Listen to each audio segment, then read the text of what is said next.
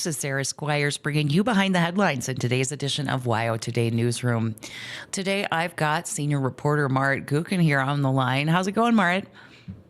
I'm good. How are you this morning, Sarah? I am good. I'm excited. We're rolling out yet another reporter roundtable where we kind of pull back that curtain and share with folks some of the things going on sort of behind the scenes with these stories and dig a little bit deeper. So I know there's a lot going on this time of year. We've got a lot of, exciting, winter sports that are sort of wrapping up, and Lander is really kind of getting excited for one of the pinnacle events of the year, a really special, event. State swimming coming up. Marit, what can you tell us about that? Yeah, so for both Lander and Riverton, we've got state swimming coming up this weekend. Riverton will be swimming Thursday, Friday, and then Lander Friday, Saturday. So the way state swimming works is we've got, teams from around the state come to compete, and the first day is sort of like the semifinals and determines who gets to swim in the finals the next day. So Friday and Saturday are going to be our big days. Friday for 4A and then Saturday for 3A. And it should be a good meet. We've got a lot of good swimmers coming out of both cities this year, but some other teams around the state have kind of stepped up to challenge Lander this year, so we might see some tight races. Should be a good time for everybody. Yeah. Definitely an exciting one. If the Lander boys are able to bring home that championship, this will be year 30. So definitely an exciting time for swimmers and their families in the community here rooting them on. So I wanted to dig into an issue here that I know has been kind of the chitter chatter around town here in Riverton, and it has to do with a topic that was settled or resolved, I guess, last night at the Riverton City Council meeting, and it all centers on this parking lot that is dead center across the street from where I'm sitting here in the studio right now at 422 East Main Street. So right now that's just kind of a parking lot. It's an empty lot right in downtown here. And the owner of Brown Sugar Roastery, Amy Henry, purchased the lot from the city in 2019. Now, the city offered a no bid process. So they basically sold this lot directly to Henry, and it was contingent upon that site being developed within a certain period of time. So because it was a no bid process, it was sold for $52,000, that was the amount that was agreed upon. But, of course, 2019 was sort of on the edge of some changes in both our economy and our world here. So after COVID, inflation, and some other construction problems, the lot obviously is still empty. It has not been improved. So the city council has granted Henry several extensions since that time, and the most recent one was about to expire here in the next few days. So last night, the city council discussed the matter. Henry had asked for, I think, 3 different options, but essentially she was asking the city to remove the requirement from the deed. So what she had was called a warranty deed, and it basically said, this site needs to be developed. So she asked that the council would lift that requirement altogether, and she gave a few different arguments. She basically said that the warranty deed was acting like a lien against that property. And so it made it so it wasn't a liquid investment. She couldn't borrow against it. And it was further, hindering her plans to develop that site. Now, of course, there are some other stakeholders here who had some thoughts and opinions and ideas about what would be best for that property. One of them was former Riverton Mayor Ron Warpness, who has for years now pushed a proposal that would add some public restrooms to that site. I think he also had some ideas for, potential like pocket park or a little bit of a park space there. And last night he actually offered to purchase the lot for that original price of $52,000 himself. Now, this meeting at times got a little bit heated. People were really kind of interrupting one another. And when former Mayor Warpness, made that pitch, a person in the audience asked, well, who would pay to maintain that? And then another one asked who would pay for the city's legal fees. So kind of maybe alluding to the potential for this issue to land in court. And I don't think anyone in the room really wanted that. Now, we also had Ted McCool. And of course, he's a downtown business owner and a representative of the Riverton Downtowners.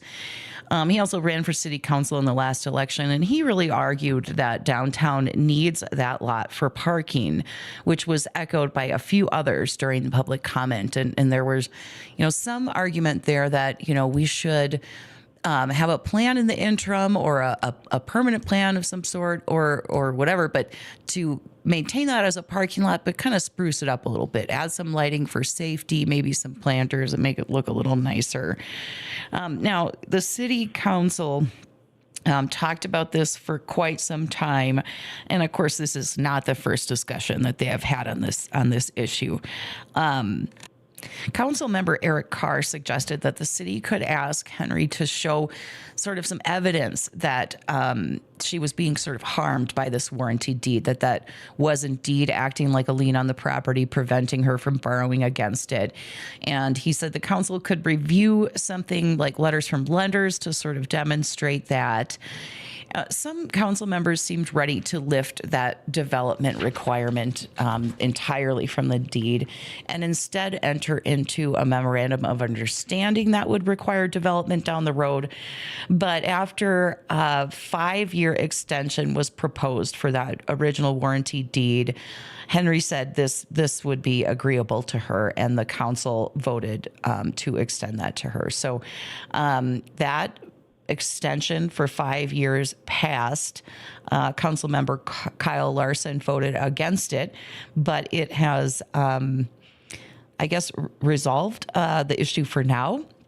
I think pretty much everyone in the room expressed that they had really no desire to rehash this, down the road in 5 years. But it sounds like Amy Henry said, that should be enough time. We should be able to make something happen there. So I guess we will see what comes down the road. As someone who, has covered a lot of towns that had, intense parking battles in their downtown areas. I hate to think we're going to enter into that. There's a lot of, parking studies and consultants that you can bring in. And I think what always ends up happening is the consultant will say, you have enough downtown parking, but then the perception out there and, people, business owners, customers themselves say, you're wrong. We don't have enough parking. So hopefully that isn't the case. But we shall see what happens down the road. And it was a very interesting discussion to follow. And of course, if you want to hear more details on this conversation and kind of some of the nuts and bolts, including a history of that property, make sure you check out the weekend edition of the Riverton Ranger, where we're going to have, much more in-depth story that kind of digs into some more details on that. Now, Marit, I know you've got a little bit of a city council discussion on the Lander side of things to go over. Tell us what's new in Landerland. Yeah, so at the council's February 10th meeting, they had the second reading of their proposed changes to the liquor license ordinance. Folks who've been following this issue know that this conversation has been going on for some time. The council first started sort of identifying problems with their liquor license, areas of concern, over a year ago now, and then sort of talked about it off and on for a few months, and finally in the fall came up with these suite of changes to the alcohol ordinance that introduces, a point system, like points against your driver's license for violations that for liquor license holders and creates this system of fines and points that really creates a rubric for when, someone might end up having a hearing before council, or actually they've added this administrative law judge position. So they're trying to really remove the council and have this objective third party be at the heart of any decision-making process. The Lander Council has pretty consistently framed this as an attempt to give liquor license holders, something in black and white that they can point to and say, okay, these are these are the things that might earn me points, and here are the consequences. And so it really creates this system of checks and balances for both, is the council's hope. They received some pretty significant pushback on their first draft of this. So they've had all these meetings with the public, and they've had council members going over it with a pretty fine-tooth comb. So as part of their second reading, they implemented a lot of the changes that came out of those conversations, changes to the point system, removing any sources of subjectivity they could see in there. There was Councilmember Dan Hahn brought up something that was in there that said, at the end of the year, all your points will be waived, but there was something else that said, if you have X many repeat offenses in a 24-month period, this might be a consequence. He pointed out that contradiction, and they cleaned that up as well to remove that 24-month period aspect. So they've really created something that takes into account a lot of the objections people have, pretty carefully defines things, and they're going to also have this language about having an administrative law judge or, other attorney or neutral third party be the person who's kind of evaluating these things and making judgment calls when it comes to, questions about decisions that could really impact people's businesses. So it was great to see we went from that first reading where I think there was over an hour of public comment, mostly against the changes, to, on February 10th, they still went over this document for a long time, but there was no real public comment, even though there were a lot of folks in the audience. So that was encouraging to see. It sounds like, at least for this draft, some folks in the community are feeling as though possibly they were heard by the council and are seeing those changes they wanted get implemented. But we will have to see what happens with the third reading. I don't believe that's officially been scheduled yet, but I'm expecting we'll see that on the council's agenda in March. Yeah. Well, definitely an interesting thing to see those two issues sort of debated in tandem here between Lander and Riverton. And, there are some, nuanced differences. And of course, Riverton has kind of completed its ordinance revision. Here last night, they actually kind of buttoned up some ordinances related to when minors are allowed and the various liquor license establishments in the city as well. So be interesting to watch how that plays out on the Lander side of things as well. Now, I wanted to go over one thing, too. Last night was a busy evening here in Fremont County. The Lander School Board selected Matt Ayers. He's a longtime Lander resident. He's a dad of 3 Lander School District kids, and he is going to take over the vacant board seat that was left empty after former board member Scott Jensen resigned. Now, of course, Jensen is an FBI employee, and he had been on the board for several years under kind of a waiver program. Federal employees are not supposed to serve in political positions. They're not really supposed to have kind of these extra side jobs at all. And so, but because the board position was a nonpartisan seat. He had secured that waiver for a number of years. And he said that his employer had a policy change that made it so that he had to essentially choose between his job and his board seat. So that left that seat vacant. But Matt Ayers was selected last night. That came after a process where the school board solicited applications from folks in the Lander district to serve in that role. And last night they interviewed a set of finalists and selected Ayers. Now, he's served as the technology director in Arapahoe schools for almost 14 years. And so through that position, he oversees district operations, instruction, and implements board policies. So kind of been able to work on the other side of that kind of board staff relationship and bring that insight to the position. He also worked as a computer science instructor kind of temporarily at the charter high school there. He said that he would prioritize research and staff recommendations and kind of bring those perspectives of teachers, staff, and parents to his decision making on the board. It'll be interesting to see how that plays out because, while oftentimes the Lander School Board is unanimous in its position on things, when that board is divided, it is often along this kind of same 4-3 split vote line. And of course, Scott Jensen would have been on that majority 4-person side of the board. So it will be interesting to see kind of how things shake out when there are issues that have some maybe complex opinions among the board members there as well.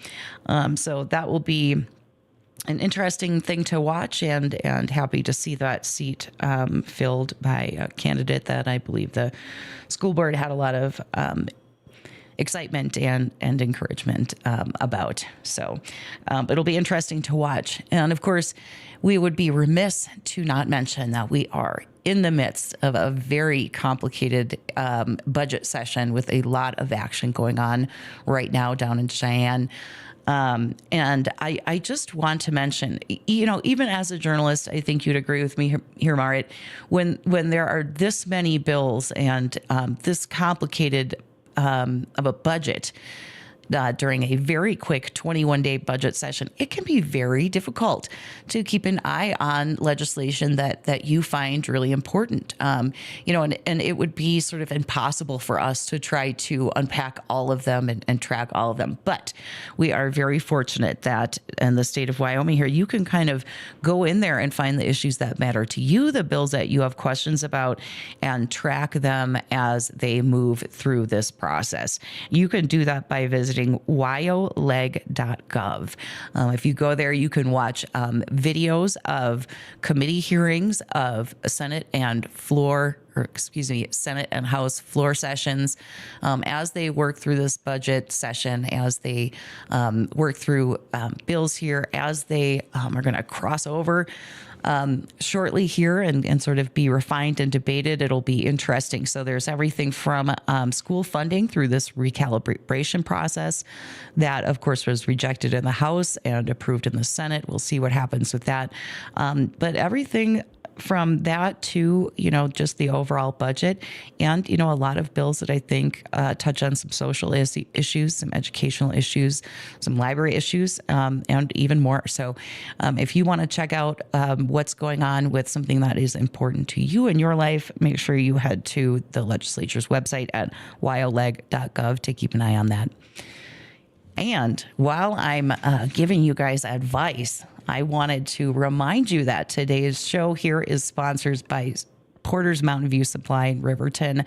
They've got quality hot tubs, fireplaces, grills, wood stoves, pellet stoves, featuring all kinds of special financing and staff expertise to make it happen for you, your home, and your lifestyle. You'll find Porter's Mountain View Supply at 750 East Sunset Drive in Riverton, or you can give them a call at 307-856-6066. I want to thank you so much, Marit, for joining me today and kind of helping folks see behind the headlines here, the promise that we deliver on once in a while when you and I come together and do just that. So thank you so much, Marit. Yeah, thanks, Sarah.